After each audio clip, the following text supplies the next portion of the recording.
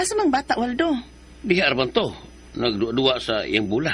Ako'y, kawas makatog sunod-sunod siyang bula. Tanawa ko na sa kawas, be. Kadiyot. Ginoo ko! Ang bata, Waldo! Uy!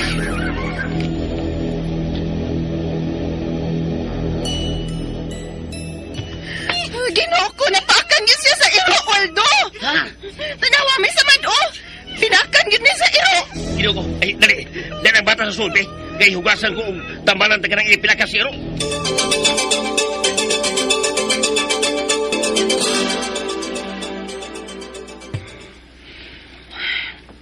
Nakatug ng bata.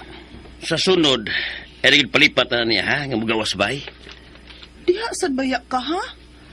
Wasag yun ka makabantay nga migawas ang batas bay. Ako mga tunakit nga di sa sala, God. Nagduwa og bula. Igawas na di ay. Mao na diha, ikay nalipat. Hibaw baya pud ka nga daghan kay kong trabaho nga giatiman. Ay, sa sunod, kung magduwa gani na siya, no? Isira ng pultahan, ha? Aron di magkagawas.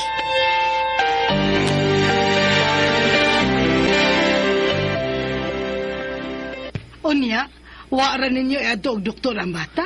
Gamay ron man noong samara ma. Murag usara kagipon sa iro ang mitut. Oy, bisan na. Kay may samad man gyud ka ha. Basig may rabies tong iro ah. Ha? Ayaw mo kumpiyansa, oy Marje. Ipatanaw nagdoktor ang samad sa bata nga pinaakan sa iro. Unya, obserba rin ninyo ang iro kung nagluya ba. Kung magluya gani, aw, kuyaw, kung may rabies na tong iro ah. Ha?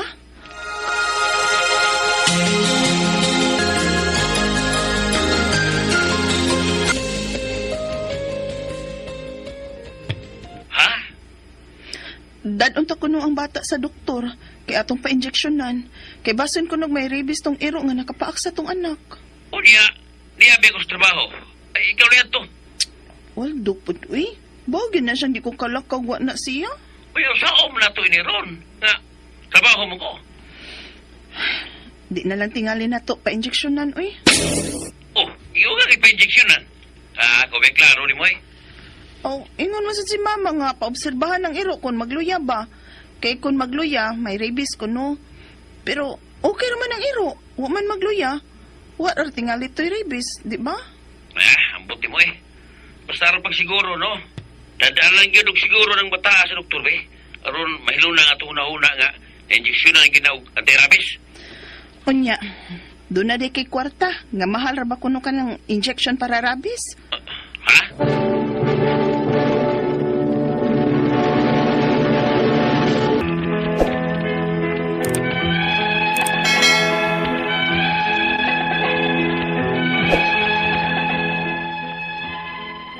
Tungod sab sa among kalisod nga itong higayuna, wag yun na mo mada sa doktor ang akong anak nga napaakan og iro diyang 3 anyos pa lang. Kaluoy sa Ginoo, okay raman siya nga nagdako. Wag gipamati sa lawas, himsog ra. Apan may kinaiya siya nga dili masabot. Og permi na kung makakita og away ani niya sa mga tawo nga iyang masad-an samtang nagdako siya. Unya, Ayo! Ayo! uy, isa man nun? Mayoy! Kusog bang nakapanuktok? Hain ang imong anak kakawatan? Tampa ha. Hinay-hinay sa mong sinultihan nil ba ha? Mahimo ba takang ikiha anak? Laban gyud kasi mong anak sa. Unsa? Unsa ba ikawat sa kong anak? Tagpila ba na bagay akong bayran? Mao nang mugara na sa nagpangawat ang imong anak kay imo man dahil laban-labanan. Imbis nga imo disiplinahon og pahibawon nga sayo pang iyang gibuhat nga pagpangawat. Ayaw question ang akong pagkainahan ha? Ayaw pagbuot unsaon ko pagdisiplina ang akong anak kay wa ko manghilabot sa inyong kinabuhi. Aw, way magbuot nimo oy. Pero unta, dili makadaot sa ubang taong pagpabayaan nimo og disiplina sa imong anak.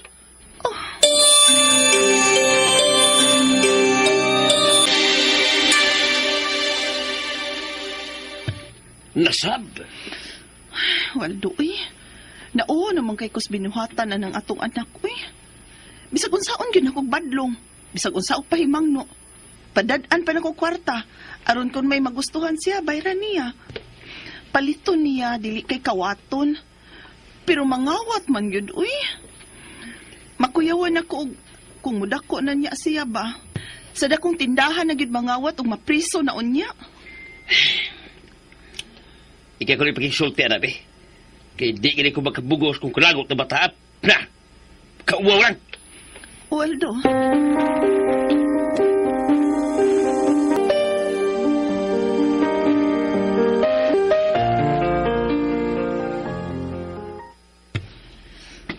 Nganong nangawat na masap ka? Ambot! Sambot. Nga nangawa magkagbutang nga dili imo. Bitaw ko nga, kili ako. Unya? Nganong imo magikuha? Ay, nak. Kapila na gyud na nimo buhata. Permi lang tang makakitag away nimo. Ambot lagi. Unsay ambot ba, Eriko? Basta, di ko may mutang. Dili ko magkakawat. Unsa? Mas lami man pamatiyo ng ang kawato na kuma kaysa akong bayran. Unsa?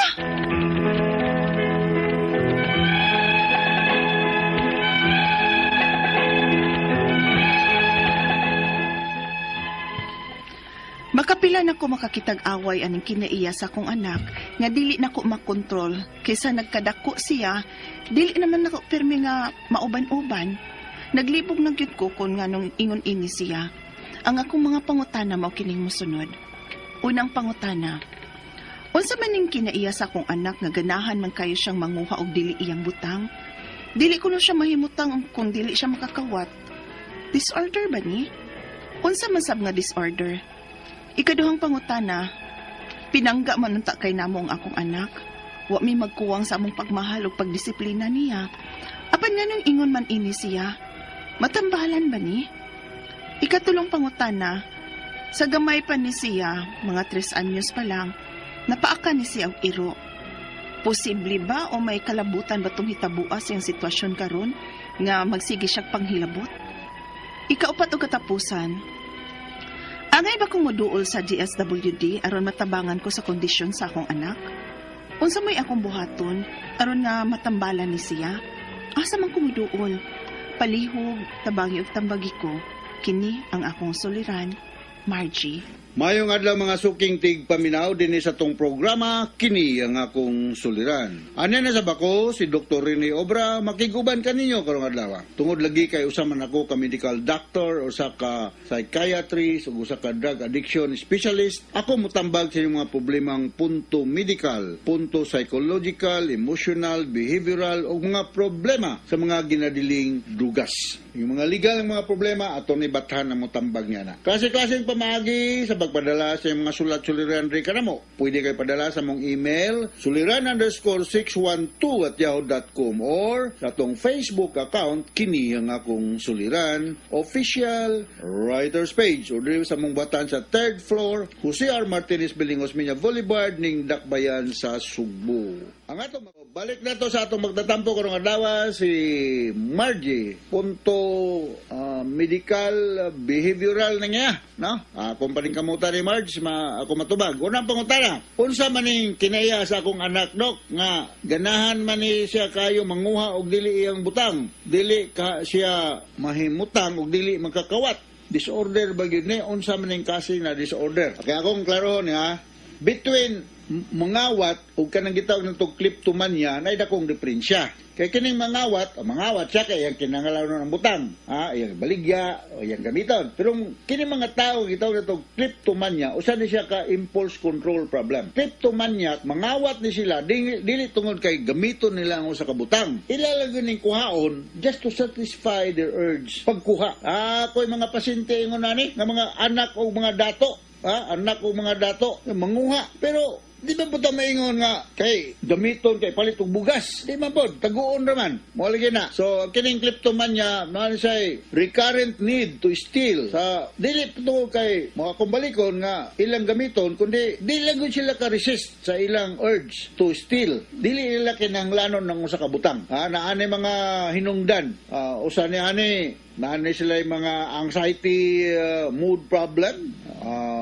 usa ni ani sila itawag na to bipolar problem, kini mag mood swing, manic ug depressive. Uban ani na personality problem, conduct or antisocial, no? Ang kanang among gitawag og conduct disorder kung dili pa molapas sa 18 anyos, na ni siya mangingon ani. Ug kung molapas na gani, uban ni ani gitawag namo o kasagaran gitawag nga antisocial.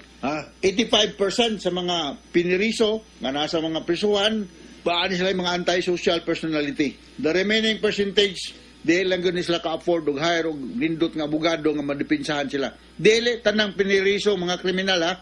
Ako kadaghan ako na ni. Dili tanang piniriso mga kriminal. Naa lang gyud biktima lang gyud sa panahon. Nga di why kapasidad pag-hire og mga legal counsel pagdipinsa sa ila. Kung balikon dili tanang piniriso kriminal. Ug dili po tanang kriminal na asprisuhan. Daghan ng kriminal na nagsuroy-suroy kay daghang budget para i-hire og abogado, daghang budget para i-hire og witness para mamakak sa korte. Ang presiding judge po, hook, line, and sinker, maminaw ra sad kay labi nag-opisyal sa barangay, mamakak, asos, ninduta mamakak, honorable barangay captain mamakak, para nga mabsilto ang iyong amigo, asos, ay, na experience na ko, maayo kay mamakak ng ubang barangay captain, mauna, ay, abot, banta diha, anong lagi aning antisocial, no? Ikaduhang pangutana, pinangga manggod kaayo namo ang akong anak, wala kami magkuwang sa among pagmahal ug pagdisiplina niya. Nganong ingon man siya ani matambalan ba niya? Yes, natambalan niya siya. Akong balikon, gitawag ni siya og kining impulse control problem. Obsessive compulsive personality disorder ni siya. Matambalan ni siya naatay